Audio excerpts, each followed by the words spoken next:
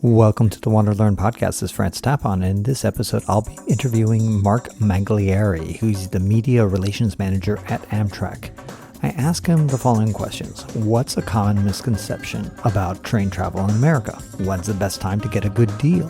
Are airlines the biggest competitor? What's the appeal to the business traveler? What are the upgrades to the infrastructure?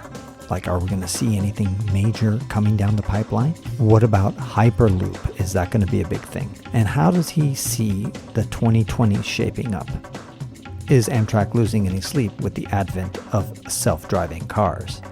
So in this interview, which lasts a little bit over 30 minutes, we go all around the station. And so you're going to hear a little bit of background noise of the trains and that kind of stuff. But it gives you some great insight into what's going on in Amtrak and to prepare for your trips in 2019. Don't forget to check out my Patreon page at patreon.com/ftapon. Enjoy. Welcome to the WanderLearn podcast. I'm your host, Francis Tapon. I'm here with Mark Magliari, and you are head of public relations here in Amtrak? Well, that's generous. I'm actually the Amtrak media spokesman in about 24 states, basically from... That's head for me. Well, that's about half of them. It's from Idaho to Mississippi and from Ohio to New Mexico, but everything in the middle. How long have you been with Amtrak? It'll be 18 years this week. Wow. Okay, and so you've been living in Chicago for how long? I've been working for Amtrak here in Chicago for all of those years. Wow. Okay. Now, tell me about one of the common misconceptions that people might have that everybody thinks is the right way of doing something when regards to train travel in America, and that you think is something that should be corrected or misconceived. Well, it's usually best to buy your tickets as far in advance as possible, and we'll sell you a ticket right now at the end of July all the way until next May or June. And normally that's the best way to get the best price. But we have flash sales now that pop up and last for 2 or 3 days and then disappear. I mean, today, and this will be out of date, I think, by the time this plays, we have a sale that's introduced on a Tuesday that expires on a Friday. So check the deals tab on Amtrak.com if you can't buy far in advance to see what sales are alive just then. Sometimes those sales have blackouts, sometimes those sales don't. The sale we're announcing today, for example, doesn't. So watch the deals tab on Amtrak.com to always get the best deal. When is the month or the months that are most likely to have a lot of deals? The softer seasons for us are usually after the middle of January into roughly early March. A lot of people have used vacation time. A lot of people have used money over the holidays. So fewer people are traveling. And some parts of the country, it's hard to travel in January, February, and early March. So that's a good time to go. Also, at the end of the summer, after Labor Day, it softens up after schools and colleges go into session. And again, people have burned up their vacation time. This is primarily on the overnight trains where there is a lot of leisure travel. Business trains, like the one we're sitting on now, are pretty busy all year round. But even there, here in the Chicago area, a Tuesday or a Wednesday is not as busy as a Friday or a Saturday. So some of it's time of year, some of it's day of the week. If the more flexibility you have, ordinarily, the more you can plan in advance, the better off you are. One of the misconceptions that certainly a lot of people had, and myself, a lot of people think that train travel is antiquated and it's not like European train travel.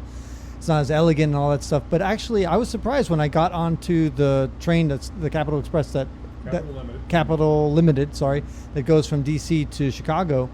There's showers on board. You have, hot showers, and you have, of course, you can have a room with a private bathroom. It's pretty nice, and of course, meals are included as well for certain classes if you go. It's pretty nice.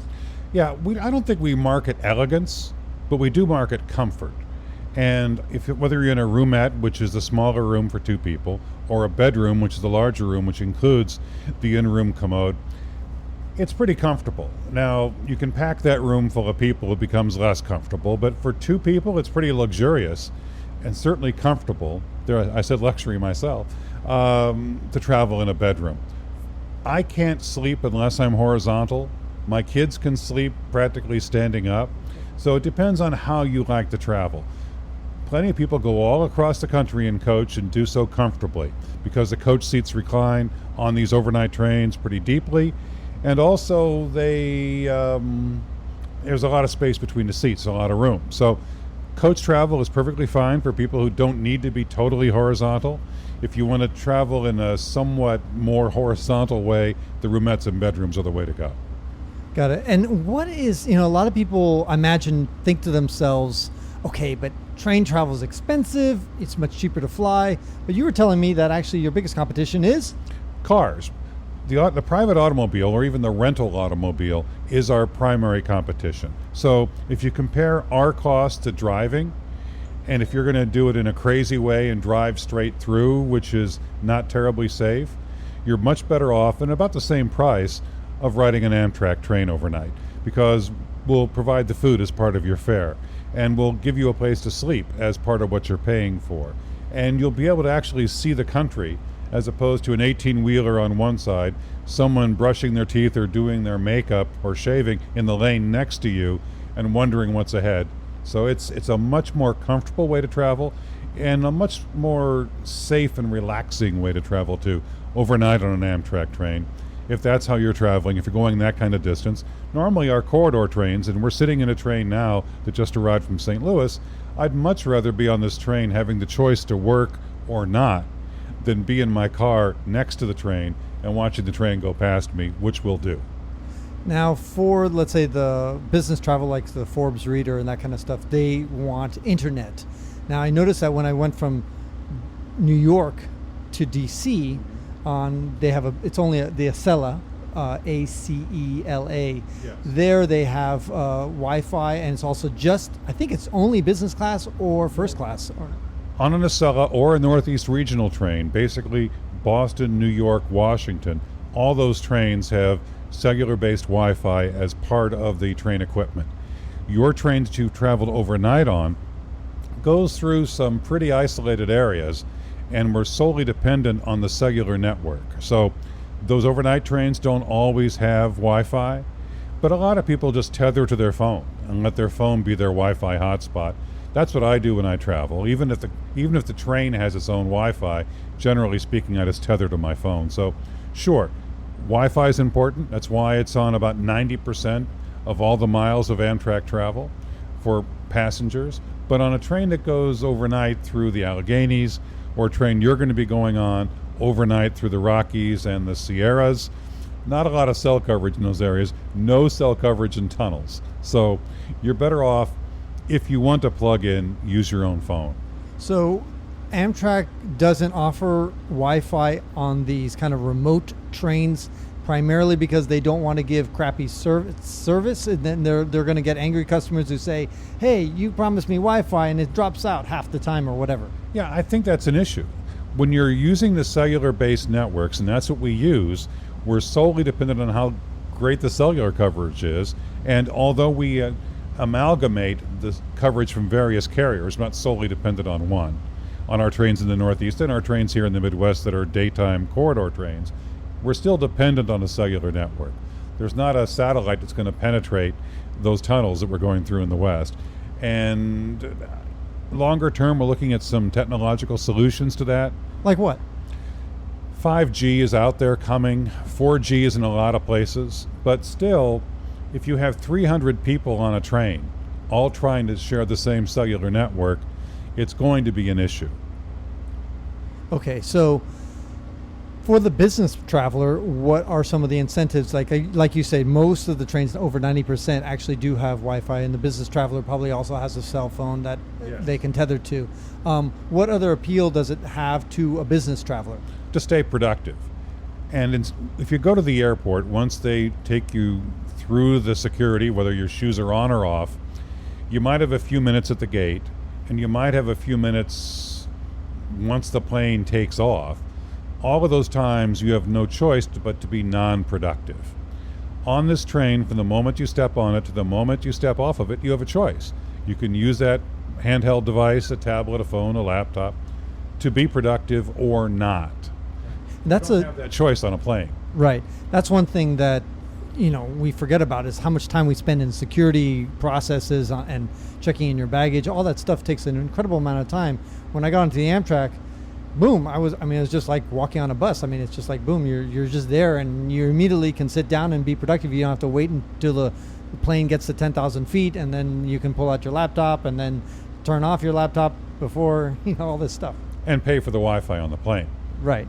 And so what other appeal besides being productive? I think in some ways, as counterintuitive as this may be, but it actually might be more efficient to take an overnight train for the business traveler than to take a plane, because it's like you close your eyes and then you wake up and then boom, you're at your destination, as opposed to wasting, let's say, 2-3 hours through the plane travel. Well, let me give you an example. Here in Chicago, we have a train called the Texas Eagle. It leaves here at 1:45 in the afternoon. By noon the next day, it's in Dallas and Fort Worth. If I have an afternoon meeting in Dallas and Fort Worth, I'm going to take a morning flight, probably a flight that leaves at 6 or 7 in the morning, which means I'm up at 4 or 5 in the morning to get to the airport, to get on the plane, to fly down there, and then try to make it into downtown Fort Worth or Dallas. I can be on the train at 1:45. I can let the train be my hotel. I can finish my presentation in East Texas on my way into Dallas and Fort Worth and be rested and ready to go and downtown. One of the great advantages we have all over the country is our stops are ordinarily in downtowns, not at some airport on the outskirts of town. And if you've been to Denver, you know how far the airport is, or Cincinnati, or New Orleans. Or even Chicago. Yeah, both of our airports aren't exactly downtown. They're 45 minutes or more away, depending on how you decide to come in and whether you're using mass transit or using ride share or a taxi, subject to whatever the highway conditions are. So going downtown to downtown across the country for business travel, we make a lot of sense because you can get rid of that unproductive time. The direction we're going is giving customers more choices, and you have the choice of being productive or not on a train. If you're in a car, your obligation is to drive it. If you're in a plane, your responsibility is to travel safely and observe the security rules, which means you have no choice during those times. You follow the rules, you get on the plane, you don't open the laptop or turn it on until you're at 10,000 feet, then you shut it down as they're on approach. Those are all things you have no choice about. On Amtrak, you have choices. One of the things that I guess a lot of people don't factor in is all those little things that add up. In other words, the taxi ride from the airport to the downtown, the taxi ride, all those taxi rides that you have to do to connect to the downtown, and then also the hotel that you basically get for free, quote unquote, when you take a train. And then you arrive there and you could leave. And then I have this one story I'll tell you. This guy, I don't know if it's still true, if it still exists, but we'll see. Okay. He was in New York City. He went to the Amtrak at around midnight, and then he paid to he wanted to go to Washington, D.C. They gave him a place to sleep in the train. It was in the station. It wasn't moving. And then, so he slept there, and then the train started moving at like 6 a.m. or 7 a.m. or something like that, and he was in D.C. at 9 a.m. But basically his hotel, he said it was cheaper than almost any hotel, and it included the free ride to D.C. So I don't know if that tradition is going on anymore, but that's what he told me. That was our train called the Twilight Shoreliner. That's no longer available because, people, when they get on a train, they want it to move. And what he was doing was beating the high cost of sleeping in Manhattan by sleeping on our train. So that was an attractive service for a lot of people, but not enough. Okay, so there's no equivalent anymore of that anywhere. We have early morning and late night trains up and down the Northeast Corridor all the time, but not one that's going to park in Penn Station and let you sleep for 4 or 5 hours. In my airplane example to Dallas, I don't know about you, but if I'm getting up at 4 or 5 in the morning to get to the airport to catch a plane, I don't sleep super well because I know I'm getting up at an oddball time. So I think we're more restful. I think we're more relaxed. I know we're more comfortable. And again, the choice to be productive or not is a choice that I think is attractive to a lot of people, and they might not think of it that way. Oh, there's a train to Dallas, doesn't get there till noon. Well, yeah, but if I'm flying to Dallas, I'm getting up at 5 a.m. or 4 to get to the airport, to clear security, to stand in line at the gate to board a plane. I'd much rather be having breakfast through the piney woods of East Texas than going through all that. Are Fortune 500 companies realizing this, productivity argument, or is it a part of your educational process? It's both. A lot of companies get it. A lot of sports teams get it. In fact, in the Northeast Corridor, we transport some sports teams overnight. I think it's a process of how much service there is and how relatable it is to the folks we're selling it to. In the Northeast, with a couple of trains almost every hour, up and down the Northeast Corridor, if you don't get one, if your business meeting runs late or you have trouble getting out of bed, there's another one and you might pay a premium to get to it, but it's there. Here in the Midwest, we have 5 trains a day between Chicago and St. Louis, 5 each way, 3 each way down to Detroit and Pontiac, and 7 each way most days between here and Milwaukee. When there's a lot of frequency and you have a lot of backup plans, so if I miss this one, there's another one, we're a great option for businesses. We're a less good option if there's 1 train a day between here and Dallas and Fort Worth, because if you're not on that one, you're waiting until the next day. So it varies based on the market and the product we're offering. Multi-frequency routes that are driving time competitive and even flying competitive. I mean, you'd be nuts to fly from Chicago to Milwaukee, which is 90 miles, when our train does it in 90 minutes. Because by the time you mess around at each airport, wind up not downtown. But even between Chicago and St. Louis, where our shortest travel time now is about 5 hours, which is driving time competitive, if you add the cost of flying back and forth and the time you lose with either mass transit or rideshare or car rental, we're not far from flying time competitive. And in that market and in the Detroit market, where we're going to see travel times go down and train speeds go up, we're going to be even more competitive. That's where we're going to see market share gain. Right now, between Chicago and St. Louis, us versus air, it's about 80% air, 20% us. Over time, it's going to shift the way it has in the Northeast, where most of the business, us versus air, is us in the Northeast, between Boston, New York, and Washington. More people take Amtrak than fly in those markets because we make so much sense. On the productivity argument, on the downtown connectivity argument, and in the comfort argument, and the cost. Let's go check out the map of the whole place. Let's do that. So now we're in the first class, business class, sorry. And it pretty much feels like business class on an airplane. It's 2-in-1 seating. Single seats on one side of the aisle, double seats on this side. All these seats have leg rests and foot rests. And all of this equipment that we're sitting in now in the next 3 to 5 years is all going to be replaced with an even nicer business class. But imagine, if you will, power outlets, all this space, food and beverage right behind you, a curtained area. For a business customer or someone who's trying to upgrade up from coach, which is pretty comfortable, but this is even more so, this is a great product. What about warm food? Like when we took the Capital Limited, they only had one warm food option. It was a beef plate. And there was a microwave on board, and I saw some people eating pizza. I think it was the employees. So it seems like the technology is there. And of course, airlines have mastered this way of feeding a lot of people with warm food. What's Amtrak doing? We have warm food on the Capital Limited. It's available for sale in the cafe car. And that probably was the microwave DiGiorno pizza that comes out of the cafe car. That's a choice for you to make as a customer. So if you're in coach or if you're in sleeping cars, you can certainly go and purchase a meal in the cafe car. The meals that are included in your fare in sleeping cars give you the choice between the chilled option and the one warm option. We're continuing to look at that and tweak it. It's already been tweaked once in the last month and a half. We'll keep seeing what to do, but the reception to and it's in the balsa wood box. I don't know if you had any of those. Yes. Has really been pretty positive. You know, the idea of everybody wanting a steak and a potato here in 2018, 2019 is pretty much out the window. People want choices, and giving people a choice between a chilled item and a warm item is where we're going. And it's really been pretty well received. The days of Cary Grant riding across New York in his suit and tie talking about how great the trout is, are pretty well past.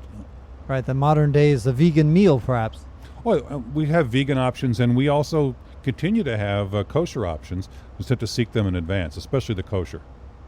Good. Let's go to see the map of the United States and see where Amtrak actually goes. So, Mark, we are here in front of the United States map of all of Amtrak services. And for those who are just listening, it's going to be a little bit hard to follow along, so maybe you got to pull up a map. But basically, what I see is there's a whole lot of activity around Chicago and the eastern seaboard, a little bit less so in the west, which kind of, I think, mirrors the population density of those places. Well, these lines don't reflect how many frequencies there are on some of these routes. The same width line is through Hutchinson, Kansas, with one train a day each way, as there is through Bloomington Normal or Oakland, when there's lots and lots of trains to those places. There are two ways to get across this country on Amtrak. You can change trains in Chicago, coming in from the east, and then go many places west, or you can change trains in New Orleans to go west. Those are the two gateways to the west. And the primary one is Chicago, where we have about 55 trains a day. The trains that come in from the northeast and from Washington converge here in Chicago. And then here in Chicago, you have many ways to get to the Pacific. Every day, our train, the Empire Builder, goes from Chicago to Milwaukee to St. Paul, then across to Spokane, Washington, where part of it goes to Portland, Oregon, part of it goes to Seattle. This goes through and around Glacier National Park. We approach the park at nightfall, so in the summertime you can see the sun setting behind the Rocky Mountains. It is gorgeous up there. Probably the most miles of gorgeous is our train, the California Zephyr, which goes from Chicago to Omaha to Denver, then climbs up into the Rockies, goes through the Moffett Tunnel, goes over to Salt Lake City, and goes through the desert area here around Salt Lake at night. But we are in the Sierras from Reno across to Sacramento. You look down and you see the expressway built below you. You're up on the side of the mountain, hand-built during the Transcontinental Railroad days in the 1860s. People built that with pickaxes, not with big explosives, not with steam shovels, and not with computers. It's an amazing trip on the California Zephyr. When you get to Chicago, you could also go to Los Angeles directly on our train to Southwest Chief, which goes through Raton Pass right here. And Raton Pass is the highest mountain crossing of all the active railroad crossings in the U.S. Raton Pass is near New Mexico, and it was in New Mexico, right at the Colorado border. That's right. And we have a lot of business out of Raton. There's a huge Boy Scout camp, Philmont, right there next to Raton, where thousands of scouts in a normal year, depressed a little bit this year because of the fires that have been going on out there, but thousands of scouts come here through Chicago to Raton. Anyway, on to Albuquerque, Flagstaff, next to the Grand Canyon, and Los Angeles. You have a train that actually serves the Grand Canyon, or? A private operator has another train that goes to the Grand Canyon. You disembark from us in Flagstaff and connect to it. The other way west from Chicago is our train, the Texas Eagle, which goes down through St. Louis, Little Rock. That's the train I was talking about before, which makes business sense if we're a midday or later meeting in Dallas-Fort Worth. We go through Texas, which is an amazingly huge state, by the way, and we get into San Antonio that night. And then part of that train separates and takes 3 days a week our Sunset Limited across through El Paso and Tucson and into Los Angeles. That's got to be nice, that trip along the Mexican border. It's probably nice desert vistas. Oh, yes. Between Del Rio and El Paso, not far from Big Bend National Park, mile after mile of really interesting desert territory, just like on the Southwest Chief. At El Paso, the train stops, you look out the window, and there's Mexico. It is right on the border. And, of course, through Tucson and into Los Angeles. So the point is, there are multiple ways west from Chicago, and there's multiple ways from the east into Chicago.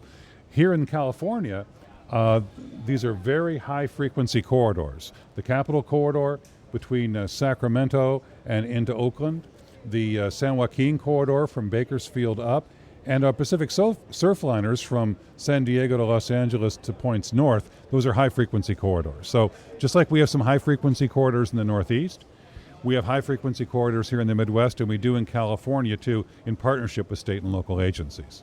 Now, in Florida, there used to be a line that went from Jacksonville to New Orleans, and it looks like it was suspended.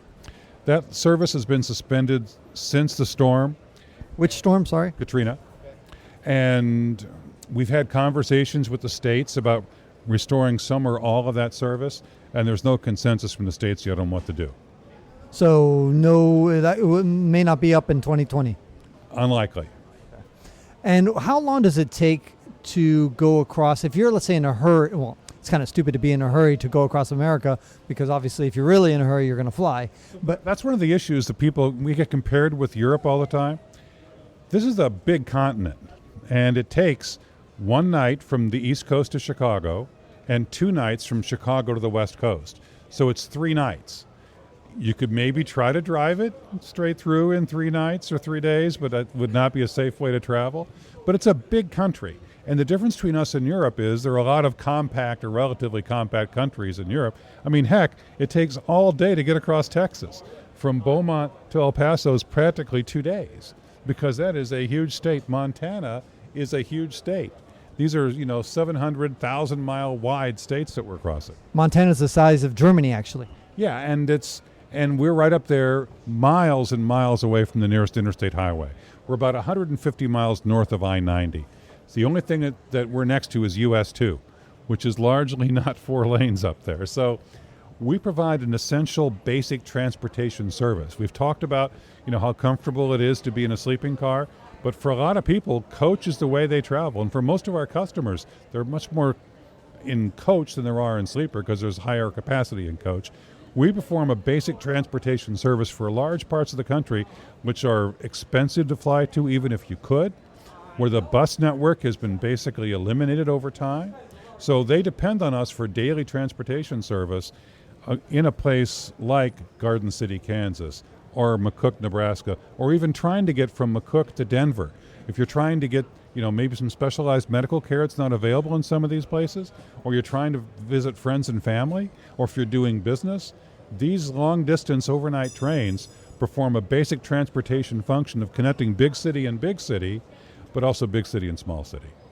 How much does it cost roughly from the cheapest ticket when it's on discount and you're going coach across America to, let's say, you're getting a whole bedroom and you're living it up for the whole way? What's the... It's a huge range. I mean, we're probably closer to the cost of first class air when you're talking about having a sleeping compartment, especially a bedroom.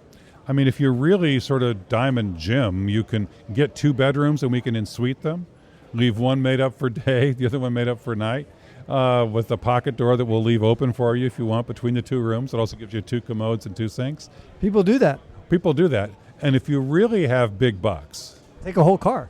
You can take a whole car or hire a private car that'll connect to the back of our train.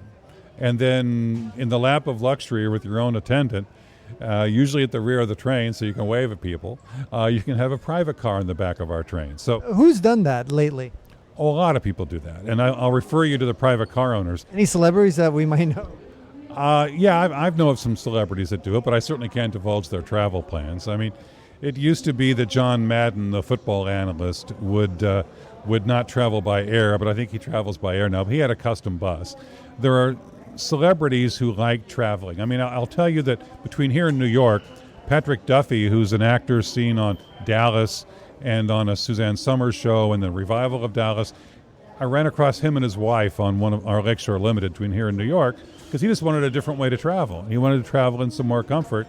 And I kept looking, that looks like Patrick Duffy, and in fact it was. So we spent some time chatting over breakfast. But the fact is there are celebrities and others who choose us, but normally, and there are people who choose us for religious reasons too. You'll see people here in our station who appear to be Amish or Mennonite. We perform a pretty important transportation function in some of these religious communities for people who can't fly. And there are a lot of people who shouldn't drive, a lot of people who can't drive or won't drive. If you're trying to get from Topeka, which by the way has no scheduled air service, to Chicago, your choices are try to drive to the Kansas City airport if you drive, which by the way isn't located anywhere near downtown Kansas City, to get to Chicago. There are folks in Topeka who count on us every day. So what's the cheapest you would say to go across America? Just give people a ballpark of what you think. We'd have to look it up. Okay. No problem. Any other advice that you would give to people as far as train travel in America? Well, again, because we go through some areas that are pretty rural, don't count on having Wi-Fi and cellular. Even on your phone. Even on your phone, and much less off the train itself. So bring reading material. When you submit yourself to travel, whether it's by air, by us, or by car, there are things that happen that are totally out of anyone's control. Highways get closed, wildfires take place, planes break down, and you're stuck at the airport. The good thing about Amtrak is, let's say you're making that connection through New Orleans or Chicago to go east and west. If we misconnect, we house you, and we look at every other way to get you someplace.